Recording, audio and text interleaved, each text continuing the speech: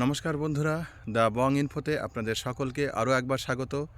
আশা করি আপনারা সকলে খুব ভালো আছেন, সুস্থ আছেন। আমিও খুব ভালো রয়েছি। আজ আমি এসেছি রায়গঞ্জ শহর থেকে 10 কিলোমিটার দূরে রায়গঞ্জ ব্লকেরই হাতিয়া নামে একটি গ্রামে।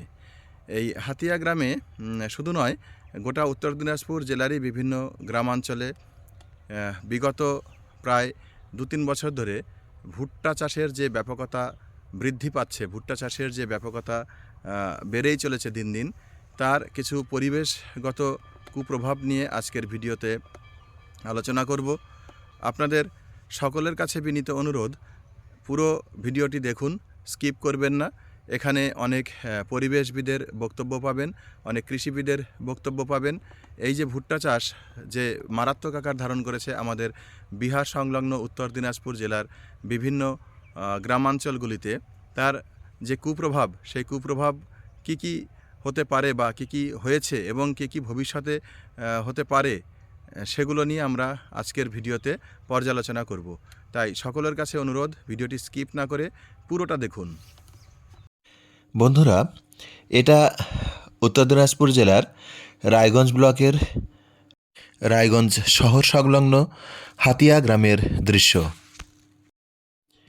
যে জমিতে আপনারা দেখতে পাচ্ছেন ছোট বড় মাঝারি বিভিন্ন সাইজের ভুট্টা চাষ, অর্থাৎ ভুট্টা গাছের চিত্র, সেই একই জমিতে গত বছর এই শীতকালে চাষ হয়েছিল সরিষা, আলু, পটল, ঝিঙে, ভেন্ডি, করলা, ফুলকপি, বাঁধাকপি প্রভৃতি শীতকালীন শাকসবজির। অথচ সেই জমিগুলিতেই জাঁকিয়ে বসেছে ব্যাপক মাত্রায় ভুট্টা চাষ। পূর্বে ভুট্টা সাধারণত বছরে একবার শীতকালে রবি শস্য হিসেবে চাষ করা হতো, কিন্তু বর্তমানের উন্নত প্রযুক্তিবিদ্যা এবং উচ্চফলনশীল শঙ্কর প্রজাতির ভুট্টা চাষের ফলে, ভুট্টা বীজের আগমনের ফলে সারা বছরে শুধুমাত্র বর্ষাকাল বাদ দিয়ে বাকি 8 থেকে 9 মাস সময় জুড়ে একই জমিতে 2 থেকে 3 বার ভুট্টা চাষ হচ্ছে পর্যায়ক্রমিকভাবে। অর্থাৎ এক সময়কার বহুফসলি জমি পর্যায়ক্রমে রূপান্তরিত হচ্ছে এক ফসলি ভুট্টার চাষের জমিতে। এটা এক কথায় ক্রপ মনোকালচার এর প্রকৃষ্ট উদাহরণ, এবং এই মনোকালচার কখনোই কিন্তু সুস্থ কৃষির লক্ষণ হতে পারে না। বন্ধুরা, শুধুমাত্র এই একটি মাত্র গ্রামই কিন্তু নয়, সমগ্র উত্তর দিনাজপুর জেলা জুড়েই বিহার সংলগ্ন এলাকাগুলিতেই, মূলত বিহার সংলগ্ন এলাকাগুলিতেই কিন্তু ভুট্টা চাষের এই ব্যাপকতা বৃদ্ধি পেয়েই চলেছে দিন দিন। বন্ধুরা, চলুন জেনে নিই কৃষক মনমোহন দাসের বক্তব্য। কেন তিনি গত বছর যে জমিতে শীতকালে শাকসবজির চাষ করেছিলেন, সেই জমিতে এবার ভুট্টার চাষে আগ্রহী হয়েছেন, তার মতামত কি, তার বক্তব্য কি, সেটা একবার জেনে নিই। আপনার নাম? আমার নাম মনমোহন চন্দ্র দাস। আপনি কি করেন? আমি কৃষি কাজ করি। আচ্ছা, বাড়ি? বাড়ি হাতিয়া। হাতিয়া। এখানে আপনার জমি কোনটা? আমাদের জমি এই যে এইটা 2 বিঘাটা। এই 2 বিঘা আপনার জমি, তাই তো? হ্যাঁ। এই জমিটাতে গত বছর এই সময় কি চাষ করছিলেন? ওই গেলবার চাষ করছিলাম তরমুজ, তারপর ভেন্ডি, তারপর ঝিঙা, তারপর ভরভটি, ওগুলি চাষ করছিলাম, আর আচ্ছা। ভাঙ্গি। আচ্ছা, আর এবছর এখানে কি চাষ করছেন? এইখানে 1 বিঘাতে লাগাইছি ভুট্টা, হ্যাঁ। আর 1 বিঘাতে সবজি করবো। আচ্ছা, ভুট্টার চাষ মানে গত বছর যে জমিতে সবজির চাষ করছিলেন, সেটা এবার ভুট্টা কেন চাষ করলেন? ভুট্টা চাষ করছি একা লোক তো, ওই জন্য পরিশ্রমটা আমাদের বেশি হয়ে যাচ্ছে। ওই জন্য 1 বিঘাতে ভুট্টা করছি, আর 1 বিঘাতে সবজি করছি। আচ্ছা, ভুট্টাতে তার মানে পরিশ্রমটা কম? হ্যাঁ, একটু পরিশ্রম কম, প্রফিটটা একটু একটু বেশি, সবজির থেকে একটু বেশি। চাষ করলে আমরা মানে একসাথে মানে প্রফিটটা বেশি পাই আর কি। বন্ধুরা, আপনারা শুনলেন একজন কৃষকের বক্তব্য। এখানে কৃষকের কিন্তু কোনো দোষ নেই, কারণ কৃষক সেই ফসলেরই চাষ করবে যেটাতে তিনি বেশি প্রফিট পাবেন বা বেশি লাভবান হবেন, এবং অবশ্যই স্বল্প পরিমাণ পরিশ্রমের বিনিময়ে। শুধু তাই নয়, পছন্দের শস্য নির্বাচন করার অধিকারও কিন্তু কৃষকের 100% রয়েছে বলেই আমরা মনে করি। কিন্তু এই অতিমাত্রায় ব্যাপক আকারে ভুট্টা চাষ বা একই জমিতে বছরে 2 থেকে 3 বার ভুট্টা চাষের ক্ষেত্রে কৃষকের কারণ কিন্তু একটু অন্য কথাই বলছে। আমরা এর রুট কজ অ্যানালাইসিস করেছিলাম এবং সেই বিশ্লেষণে কিন্তু মারাত্মক ও ভয়ানক সব তথ্য উঠে এসেছে। আসলে কৃষককে সাময়িক অর্থের প্রলোভনে ফেলে তাকে বাধ্য করা হচ্ছে ব্যাপক আকারে ভুট্টা চাষ করতে। স্বভাবতই প্রশ্ন উঠবে, কে বা কারা কৃষকদের বাধ্য করছে ব্যাপক আকারে ভুট্টা চাষে আগ্রহী হতে। আজকের ভিডিওতে আমরা সেই কারণগুলো নিয়েও বিশ্লেষণ করব। আপনাদের কাছে অনুরোধ, ধৈর্য ধরে ভিডিওটি মন দিয়ে দেখুন। বন্ধুরা, এবারে আমরা শুনব রায়গঞ্জ শহরের প্রখ্যাত ভূগোল শিক্ষক তথা পরিবেশ নিয়ে কাজ করা এমন একজন ব্যক্তিত্বের কথা। তার অভিমত কি এই ভুট্টা চাষের ব্যাপকতা নিয়ে, সেই বিষয়ে চলুন তার বক্তব্য জেনে নিই। আমাদের উত্তর দিনাজপুর জেলার রায়গঞ্জ সদর শহর বা এই অঞ্চলের আশেপাশে, অর্থাৎ রায়গঞ্জ সদর শহরের ঠিক আশেপাশে বহু অঞ্চলে দেখা যাচ্ছে এখন ভুট্টার চাষ বেশ দানা গজিয়েছে। ভুট্টার চাষকে নিয়ে স্থানীয় মানুষেরা বেশ মগ্ন। যে ফসলগুলো একটা সময় আমাদের এই অঞ্চলের আদি ফসল হিসেবে বা এই মাটি বা জলবায়ুর সঙ্গে রিলেটেড করে যে সমস্ত ফসল হতো, উৎপাদন হতো এবং সেই উৎপাদনের পরে মানুষদের জীবন জীবিকা নির্বাহ হতো, পরবর্তীকালে দেখা যাচ্ছে যে ভুট্টার মতো কিছু ফসল যেগুলো স্থানীয় অর্থনীতিকে কিন্তু যথেষ্ট প্রভাবিত করেছে। কৃষি ফসল যেটা আগে শাকসবজি চাষ হতো, সর্ষের চাষ হতো, সেই জায়গাটাতে খানিকটা না, অ্যাকচুয়ালি সিংহভাগ কিন্তু ভাগ বসিয়েছে, সেটা হচ্ছে ভুট্টা। এই ভুট্টার চাষ নিয়ে স্থানীয় মানুষেরা হয়তো আর্থিকভাবে লাভবান হচ্ছে, সরকারিভাবে সেটাকে প্রমোটও করা হচ্ছে। ভুট্টার চাষে জল কম লাগে বা ভুট্টা চাষ করলে আর্থিকভাবে কৃষকেরা অনেক বেশি লাভবান হবে, সমৃদ্ধ হবে। কিন্তু ভুট্টার চাষ কিন্তু আমাদের এই অঞ্চলের যে ক্রপ কম্বিনেশন, আমাদের এই অঞ্চলের যে শস্য বৈচিত্র্য, সেগুলো কিন্তু কোনো না কোনোভাবে কিন্তু মার খাচ্ছে। কৃষক হঠাৎ করে, অর্থাৎ কিছুদিনের মোহে হয়তো মাটিকে অন্যভাবে পরিণত করছে, ব্যবহার করছে। কৃষক স্থানীয়ভাবে কিছু সময়ের জন্য হয়তো লাভবান হচ্ছে, কিন্তু আলটিমেটলি মাটির যে গ্রথন, মাটির যে বুনন, মাটির যে উৎপাদন ক্ষমতা, সেগুলো কিন্তু নানাভাবে ক্ষতিগ্রস্ত হচ্ছে। বর্তমান পরিস্থিতিতে আরেকটি বিষয়ের দিকে আমরা লক্ষ্য রাখতেই পারি।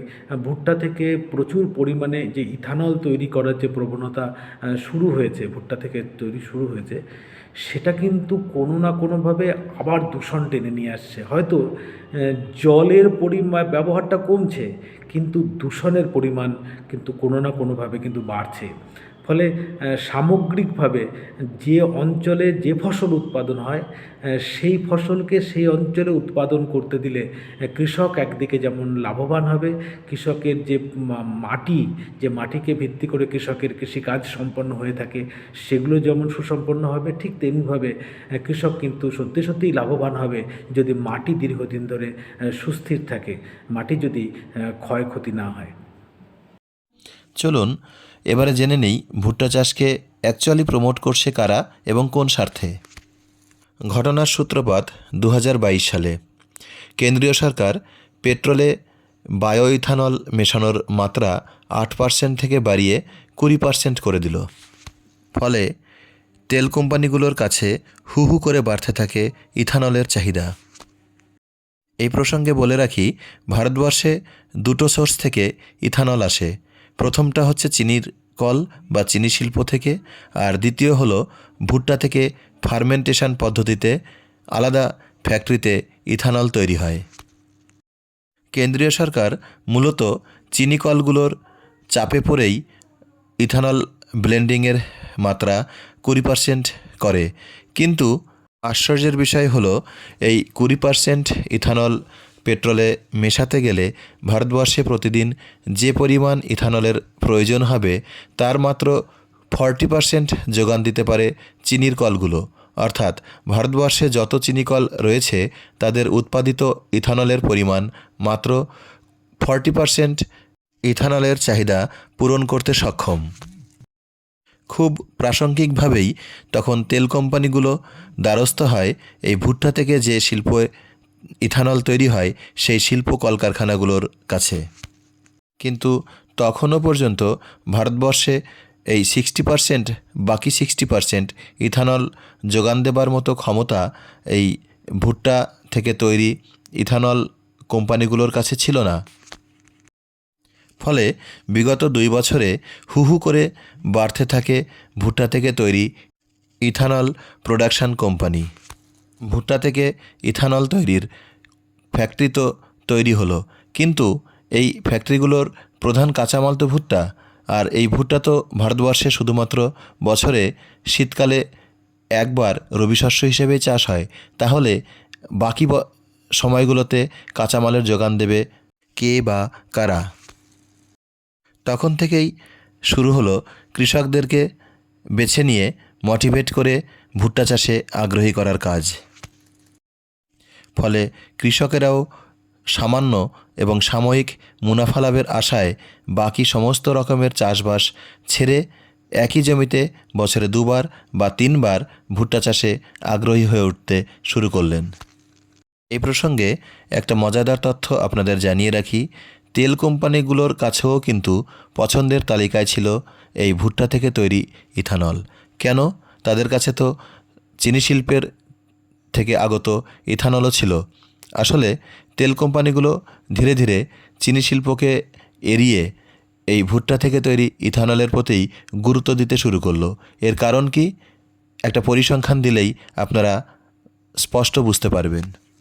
কেন্দ্রীয় সরকার ভারতীয় বাজারে বায়ো ইথানল এর যে মূল্য নির্ধারণ করে দিয়েছে সেখানে স্পষ্টই বলা আছে যে চিনি শিল্প থেকে তৈরি ইথানলের দাম হবে 65 টাকা পার লিটার এবং ভুট্টা থেকে তৈরি ইথানলের দাম হবে 51 টাকা পার লিটার।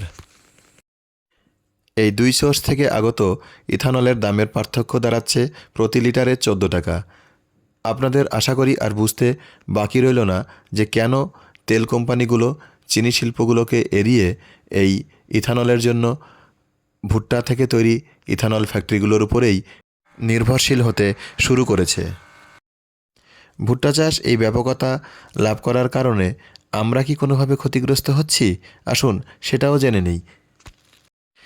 বাজারে শীতকালীন সবজির দাম এর পার্থক্য এবং ঊর্ধ্বমুখী গতি গত 2 বছরের তালিকা দেখে মিলিয়ে নিন, তাহলেই বুঝতে পারবেন যে কেন, কী কারণে এই শীতকালীন সবজির দাম দিন দিন বেড়েই চলেছে। এই অবস্থা যদি চলতে থাকে তাহলে একসময় আমরাই খাদ্য সংকটে ভুগব, সে বিষয়ে কিন্তু কোনো সন্দেহ নেই। কারণ ভুট্টা থেকে আমাদের ভারতীয়দের খাবার উপযোগী তেমন কোনো খাবার কিন্তু তৈরি হয় না বললেই চলে। ইথানল তৈরির পর এর যে উচ্ছিষ্ট অংশ সেটা দিয়ে কিন্তু পোলট্রি ফিড, ক্যাটেল ফিড এগুলো তৈরি করা হয়। ভুট্টা চাষের এই মনোকালচার ভারতীয় কৃষির ফসল বৈচিত্র্যকে বিলম্বিত করছে বা বিঘ্নিত করছে, সে বিষয়ে কিন্তু কোনো সন্দেহ নেই। এবারে শুনব দীর্ঘদিন ধরে রায়গঞ্জ ব্লক তথা উত্তর দিনাজপুর জেলায় জৈব এবং দেশীয় কৃষি নিয়ে কাজ করে চলা একটি সংস্থা ফিয়াম এর কর্ণধার তথা শিক্ষক শ্রী চিন্ময় দাস এর বক্তব্য। নমস্কার, আমি Chinmoy Das, forum for indigenous agricultural movement FIAM Uttar Dinajpur Raiganj থেকে বলছি। বর্তমান সময়ে উত্তর দিনাজপুরে ভুট্টা চাষের একটা ব্যাপক প্রবণতা দেখা যাচ্ছে।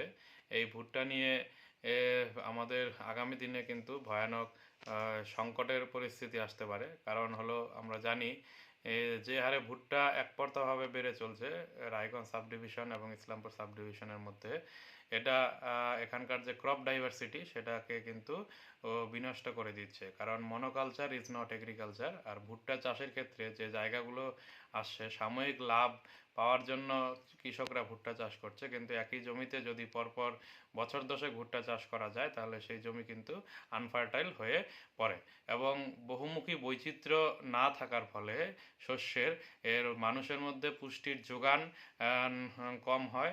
আর দ্বিতীয় কথা হলো ভুট্টা উৎপাদন করা হয় কিন্তু সেই ভুট্টা আমাদের খাদ্য তালিকায় থাকে না। এটা বেশিরভাগই গোখাদ্য বা পোলট্রি ফিড বানানো বা অন্যান্য জিনিস তৈরিতে ব্যবহৃত হয়, এবং সেক্ষেত্রে কিন্তু ভৌমজলের একটা ব্যাপক উত্তোলন হয় যা নাকি যোগান বাইরে চলে যায়। দ্বিতীয় কথা হলো তৃতীয় বিশ্বের দেশগুলোতে ইউরোপিয়ান কান্ট্রি বা অন্যান্য জায়গাগুলো এই উর্বর ফার্টাইল ল্যান্ডকে টার্গেট করেছে, সেক্ষেত্রে এই জাতীয় জল শোষণকারী ফসল চাষের ব্যাপকভাবে তাদেরকে পার্সু করা হচ্ছে। আরেকটা বিষয় ভুট্টা চাষের ক্ষেত্রে দেখা যাচ্ছে ভুট্টার যে দানা সেক্ষেত্রে দেখা যাচ্ছে বায়োমাস যদি আমরা হিসাব করি তাহলে ভুট্টা গাছের তুলনায় দানার পরিমাণের যে রেশিও সেটা কিন্তু খুবই কম। ফলে দেখা যাচ্ছে যে মাটি থেকে নিউট্রিয়েন্টস প্রচুর পরিমাণে তুলে নিচ্ছে কিন্তু সেই পরিমাণে ফলে কিন্তু সেটা যাচ্ছে না। আর বেশিরভাগই ভুট্টা গাছগুলোকে জমিতে পুড়িয়ে দেওয়া হয় যা জমির বাস্তুতন্ত্রকে নষ্ট করে, জমির উপকারী ব্যাকটেরিয়াকে মেরে ফেলা হয়। তার ফলে ভুট্টার জমিতে ব্যাপক পরিমাণে রাসায়নিক সার কীটনাশক প্রয়োগ করার ফলে কিন্তু চারদিকে এখন ফুসফুসজনিত সমস্যা ব্যাপক হারে দেখা দিচ্ছে। আপনারা যদি উত্তর দিনাজপুরের গ্রামগুলিতে এখন বিকেলে ঘুরতে যান তাহলে দেখবেন প্রত্যেকটা মাঠে প্রচুর কৃষক ট্যাঙ্কি ভর্তি এই কীটনাশক নিয়ে তারা অনবরত স্প্রে করছে, ইভেন প্রতি সপ্তাহে 2-3 বার করে স্প্রে করতেও দেখা যাচ্ছে। আরেকটা ভয়ানক তথ্য দিই, ফল আর্মি ওয়ার্ম যেটা ভুট্টার ক্ষেত্রে ব্যাপক ক্ষতি করছিল, এই ধরনের পোকা আমাদের কিন্তু দিনাজপুরে ছিল না, যেটা নাকি অন্যান্য ফল আর্মি ওয়ার্ম এখন ভুট্টার জমি থেকে অন্যান্য জমিতে অন্যান্য ফসলে পৌঁছে যাচ্ছে এবং অন্যান্য ফসলের কিন্তু ক্ষতি করছে। এইভাবে যেটা দাঁড়াবে সেটা হলো ভুট্টা ছাড়া অন্য ফসল কিন্তু আগামী দিনে চাষ করাও একটা বড় চ্যালেঞ্জের মুখে দাঁড়িয়ে পড়বে। বর্তমান সময়ে ভুট্টা চাষ নিয়ে একটা প্রবণতা লক্ষ্য করা যাচ্ছে যে ভুট্টা থেকে ইথানল তৈরি এবং সেটা বায়োফুয়েল হিসাবে কার্যকারী হবে। সাধারণত দেখা যাচ্ছে আখ এই জাতীয় ফসল থেকে ইথানল তৈরির একটা গুরুত্ব ছিল, কিন্তু এখন ভুট্টাতে এবং আখ চাষ করে মহারাষ্ট্রের ওয়ার্ধা বা অন্যান্য অঞ্চলে কিভাবে জল সংকট দেখা দিয়েছে, উত্তরপ্রদেশে কিভাবে জল সংকট বা জমির সংকট দেখা দিয়েছে সেটা আমরা ইতিহাস ঘাটলেই পেয়ে যাব। ভুট্টা চাষ করে কিন্তু আমাদের দিনাজপুরের এই যে উর্বর মাটি সেটা কিন্তু শেষ হতে যাচ্ছে, এখানকার জল সম্পদ কিন্তু শেষ হতে যাচ্ছে, জমিতে প্রচুর পরিমাণে আর্সেনিকের যোগান আসবে। এবং আরেকটা বিষয় হলো এই যে ইথানল তৈরি যেটা নাকি এগ্রিকালচার ফিল্ডকে ক্রমশ ইন্ডাস্ট্রিয়াল ফিল্ডে রূপান্তরিতকরণের যে একটা প্রক্রিয়া, যার মাধ্যমে এগ্রিকালচার কৃষি সংস্কৃতি এবং 10,000 বছরের কৃষি সংস্কৃতি এটা কিন্তু নষ্ট হবে এই ভুট্টাকে বাণিজ্যিকভাবে চাষ করার জন্য। সর্বোপরি যেটা দাঁড়াবে এতে করে প্রচুর পরিমাণে রোগ বিসুখ বেড়ে যাবে, এবং আমি বিশ্বাস করি কৃষি সংস্কৃতি বা অর্থনীতি আর্থসামাজিক পরিস্থিতি এটা ল অফ ইউনিফর্মিটারিজম যেটা সমরূপতাবাদের উপরে নির্ভরশীল। কারণ হলো আজকে আমি সাময়িক লাভের জন্য ভুট্টা চাষ করছি কিন্তু আগামী দিনে তার জন্য আমাকে কিন্তু বড় ক্ষতি সহ্য করতে হবে, তখন দেখা যাবে একটা ব্যাপক কৃষি বিপর্যয়, যে বিপর্যয় কিন্তু আটকানোর মতো কিন্তু তখন আর কোনো অস্ত্র থাকবে না। সুতরাং শুধু ভুট্টা চাষ নয়, তার সাথে ক্রপ ডাইভার্সিটি কিন্তু মেনটেন করতে হবে, না হলে আমাদের ক্রপ ইন্টেন্সিটি এবং এই শস্য বৈচিত্র্য এটা হারিয়ে যাবে এবং দিনাজপুরের কৃষি সংস্কৃতিও কিন্তু একটা প্রশ্নের মুখে দাঁড়াবে। ধন্যবাদ।